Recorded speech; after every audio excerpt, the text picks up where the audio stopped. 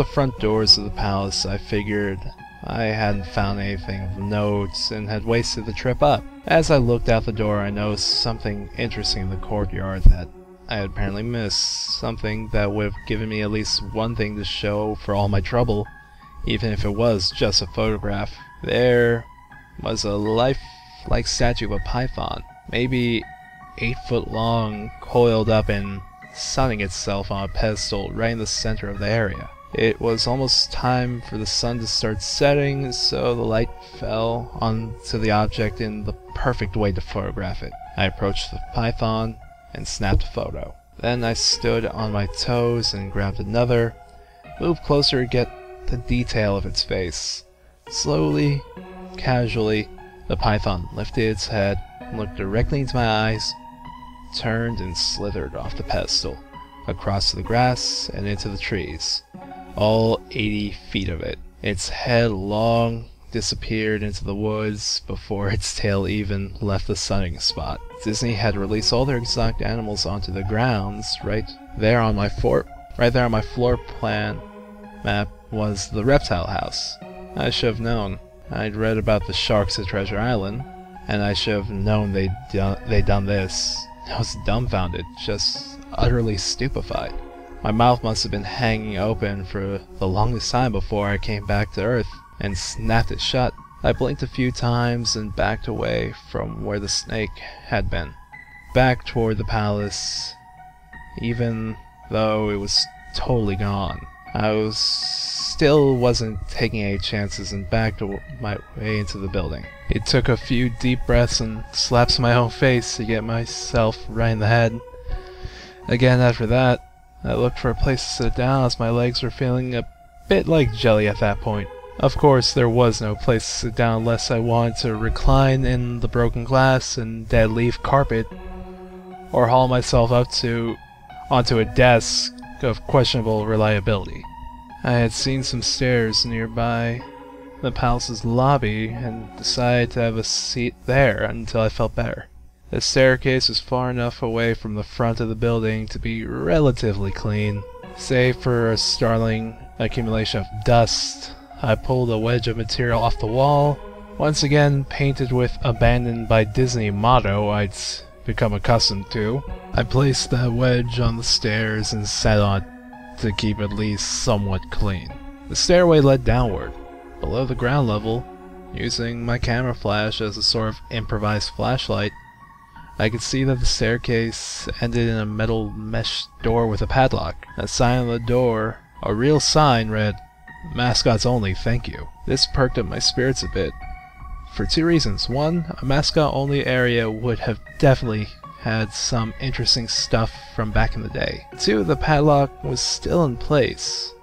Nobody had gone down there, not the vandals, not the looters, nobody. This was the one place I could actually explore and perhaps find something interesting to photograph, or wantonly steal. I had come to the palace essentially agreeing with myself that it was okay to take anything I want because, hey, abandoned. It didn't take much to bust the lock.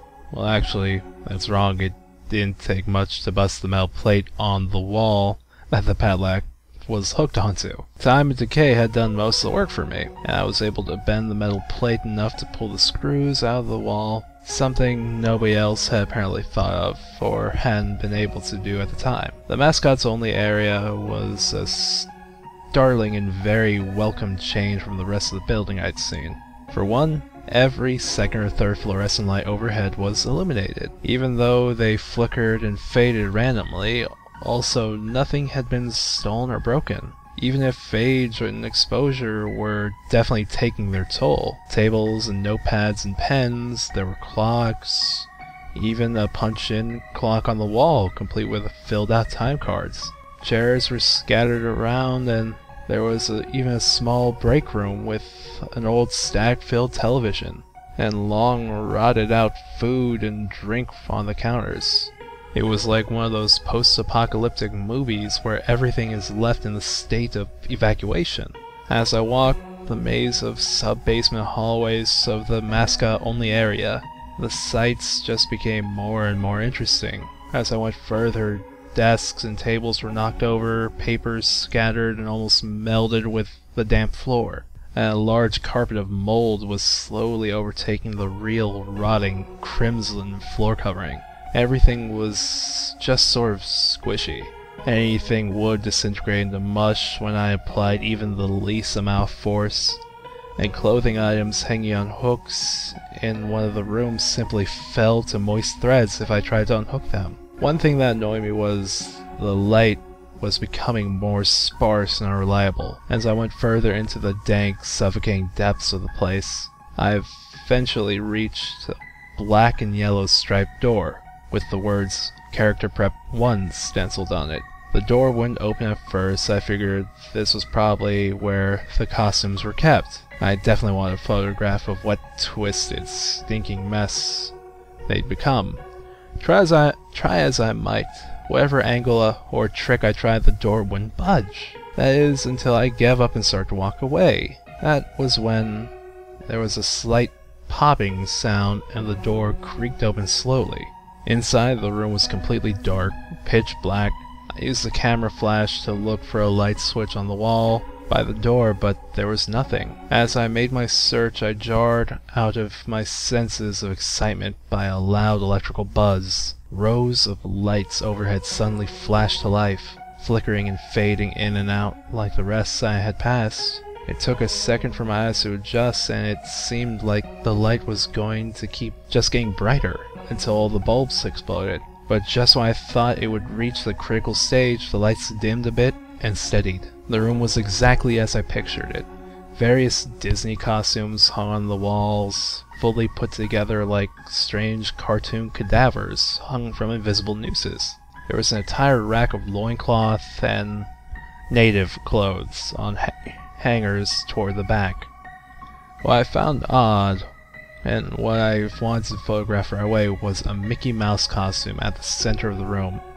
Unlike all the other costumes, it was lying on its back in the center of the floor like it was a murder victim. The fur in the costume was rotten and shedding, creating bare patches. What was even odder, however, was the coloring of the costume. It was like a photo negative of the actual Mickey Mouse. Black where he should be white, white where he should be black, and his normally red overalls were light blue.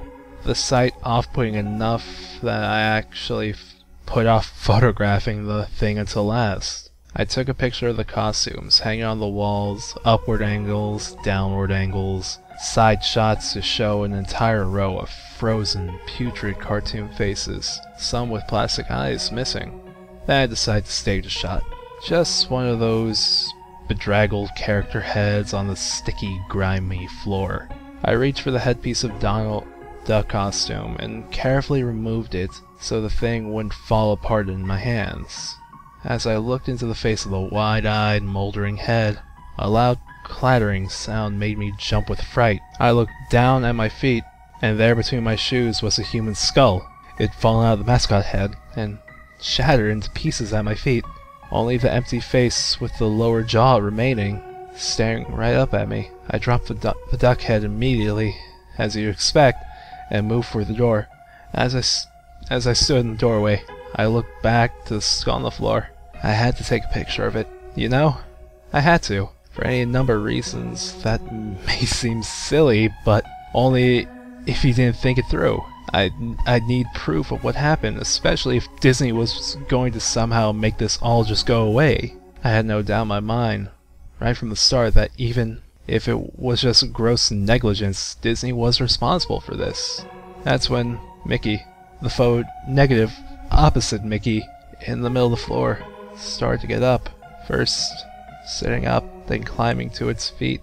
The Mickey Mouse costume, or whoever was inside it, stood there at the center of the room, its fake face just staringly direct at me as I mumbled no over and over countless times, with shaking hands, a violently thrashing heart, and legs that had once again turned to jelly.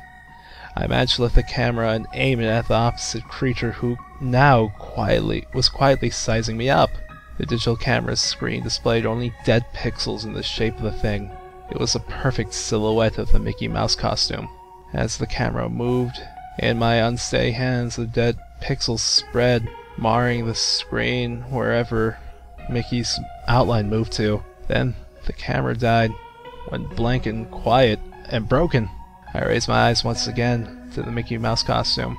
"Hey," it said in a hushed, perverted, but perfectly executed Mickey Mouse voice. "Want to see my head come off?" It started to pull at its own head, working its clumsy, glove-clad fingers around its neck with clawing, impatient movements similar to a wounded man trying to pull himself free of a predator's jaws. As it worked its digits around its neck, so much blood, so much thick, chunky yellow blood. I turned away as I heard the sickening tearing of cloth and flesh. I only cared about getting away. Above the doorway out of this room, I saw the final message clawed into the metal with bone or fingernails. "Abandoned by God." I never got the pictures out of that camera. I never wrote the blog entry about it after I ran from that place, fled for my sanity, if not my very life. I knew why Disney didn't want anyone to know about this place. They didn't want anyone like me getting in. They didn't want anything like that getting out. Hey everybody, thanks for watching the video, and be sure to watch part 1 if you haven't yet. The link should be up on that little doobly-doop. Also, the other doobly-doop will take you to another video. If you like this video, hit that like button and share with your friends. Also, subscribe to my channel or I will find your mother. Well, this Airman reminded you guys, I'll rock and sign off. Peace.